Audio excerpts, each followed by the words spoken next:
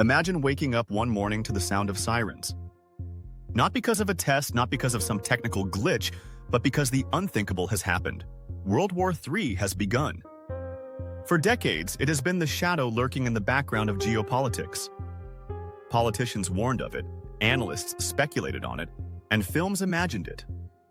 But now, in this scenario, it's real. A global conflict has erupted, not a Hollywood apocalypse of instant nuclear annihilation, but a brutal, grinding war that drags the world into chaos, one decision at a time. This is not a war of total extinction, but it is a war that reshapes humanity forever. How would it start? The most likely spark lies in Eastern Europe.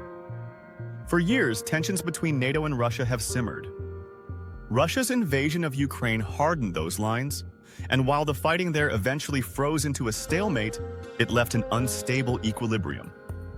A single incident, an artillery strike that lands just inside Poland, or a cyber attack traced to Russian systems that cripples power grids in the Baltics, becomes the trigger. NATO, bound by Article 5, is forced to respond. What begins as a limited clash between Russia and NATO escalates, each side convinced it can control the escalation, each side miscalculating the other's resolve. At the same time, in East Asia, China moves on Taiwan. For years, Beijing has promised reunification, and with the West distracted in Europe, the temptation proves too great. A naval blockade of Taiwan begins, followed by missile strikes on key infrastructure. The United States intervenes, sending carriers and submarines into the Pacific. Skirmishes break out in the South China Sea. Within weeks, the world is at war on two major fronts, Europe and Asia, while smaller conflicts erupt across the Middle East, where Iran and Israel clash and oil fields become battle zones. The global order fractures in real time. Unlike the wars of the 20th century, World War III begins with an invisible battlefield, cyberspace. Before tanks roll or missiles launch, power grids are cut, satellites are blinded, and banking systems crash. Cities lose electricity, flights are grounded, and communications fail. Panic spreads. Then the shooting war begins. Hypersonic missiles strike air bases, long-range drones swarm armored columns, and entire cities go dark as electronic warfare cripples defenses. Unlike past wars, this one plays out simultaneously across land, sea, air, space, and cyberspace. The fighting is brutal, but not yet nuclear. At first, both sides avoid crossing that line, fearing all-out annihilation. Instead, they pour resources into conventional warfare. Europe becomes a vast battlefield. Russian forces push toward the Baltics, NATO counters with overwhelming air power. Battles rage in cities like Riga and Vilnius. The destruction resembles scenes not witnessed in Europe since World War II. In Asia, Chinese forces encircle Taiwan, while US and Japanese navies battle for control of the sea lanes. Carrier groups clash in missile duels, and whole fleets are lost in hours. The Middle East, too, erupts. Iran attempts to close the Strait of Hormuz, mining shipping lanes and launching strikes at Gulf states. Israel retaliates, and soon the region is on fire. Oil production collapses, sending global energy markets into freefall. Fuel shortages spread, crippling economies worldwide. As the conflict drags on, desperation grows. Russia, facing battlefield losses, deploys a tactical nuclear weapon against a NATO supply hub in eastern Poland. The blast kills thousands and renders the region uninhabitable. The world holds its breath. NATO debates its response, torn between restraint and the need to show strength. Eventually, the alliance retaliates with a limited nuclear strike of its own, targeting a Russian military base far from major population centers. The nuclear taboo is broken. From there, the floodgates open, but only partially. Neither side dares launch a full strategic exchange, knowing it would mean mutual annihilation. Instead, nuclear weapons are used sparingly, as warnings, or to tip the balance in key battles. Dozens of tactical nukes are detonated across Europe and Asia, each one leaving behind radioactive scars, each one killing tens of thousands instantly and countless more through fallout. Cities like Warsaw, Odessa, and Kaohsiung become wastelands. Millions flee, creating the largest refugee crisis in human history. For civilians, the war is a nightmare. Refugee camps swell beyond capacity. Rations are scarce, diseases spread, and governments struggle to maintain order. In Europe alone, tens of millions are displaced. In Asia, the collapse of trade leaves entire regions without food. Famine looms. The global economy, already fragile, implodes. Supply chains collapse as shipping lanes are blockaded or destroyed.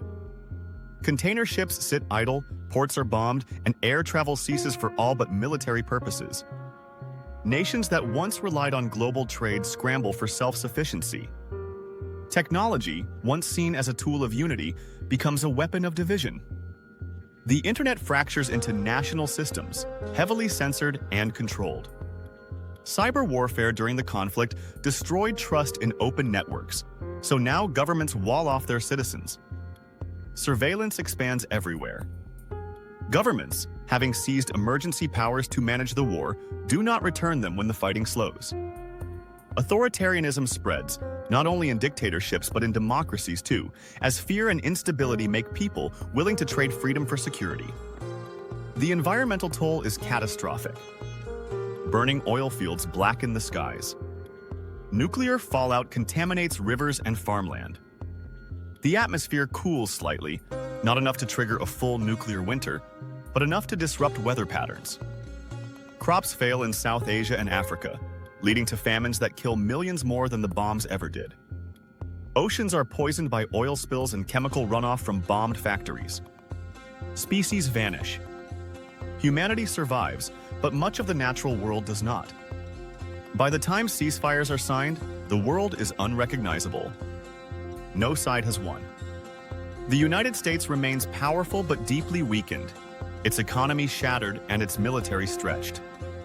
Russia is devastated, its gamble leaving it a pariah state. China, though victorious in Taiwan, is drained and crippled by sanctions and losses. Europe lies in ruins, its cities scarred by fire and radiation. The Middle East is once again a battlefield of ruins and shattered regimes. International institutions like the United Nations collapse under the weight of their failure. Diplomacy retreats into blocks, a Western alliance led by the US, a Chinese-led Asian sphere, and smaller coalitions in the Middle East and Africa. Suspicion dominates global politics. Arms control agreements vanish. Tactical nuclear weapons, once unthinkable, are now permanent fixtures of military planning. Every nation scrambles to arm itself, terrified of being caught unprepared for the next war. And yet, humanity endures. Refugees rebuild shattered towns. Camps become villages, villages become cities. Families return to radioactive ruins and carve out lives among the ashes. Schools reopen in basements, children learn under candlelight. Artists paint on scraps of wood, writers record their memories on salvaged paper. Life does not return to what it was, but it continues in smaller, harsher ways. The cultural legacy of World War III is profound. Survivors carry trauma that shapes entire generations. Art, music, and literature become saturated with themes of loss, survival, and warning. Monuments rise to commemorate cities that no longer exist. Every town has its memorial, every family its story of someone lost. But alongside the grief comes resilience. Communities grow closer, bound by shared suffering. Traditions emerge to honor survival, to pass on the lessons of the war to those who did not live through it. For the future, the world is both safer and more dangerous. Safer, because the memory of devastation is fresh and vivid. Leaders know how close humanity came to destruction. Dangerous because the nuclear threshold has been crossed, the taboo shattered. Future conflicts will begin with the knowledge that nuclear use is possible, perhaps even routine. The next war may escalate further, faster, with less restraint. World War III in this vision is not the end of humanity, but it is the end of an era. The age of optimism, of globalization, of endless progress dies in fire. What replaces it is smaller, harsher, fragmented. Nations focus inward, communities survive through self-reliance, and the dream of a united world fades. But perhaps in that humility, in that awareness of fragility, lies the seed of something new. Perhaps survivors, scarred and traumatized, will find wisdom where their ancestors found arrogance. Perhaps the next generation will see cooperation not as a dream, but as a necessity. Or perhaps not. Perhaps the cycle will repeat, and one day the world will finally cross the line into total annihilation. But for now, in this imagined future, humanity survives, scarred, humbled, and haunted, but alive. This has been Epic Explorations. Until next time, stay curious.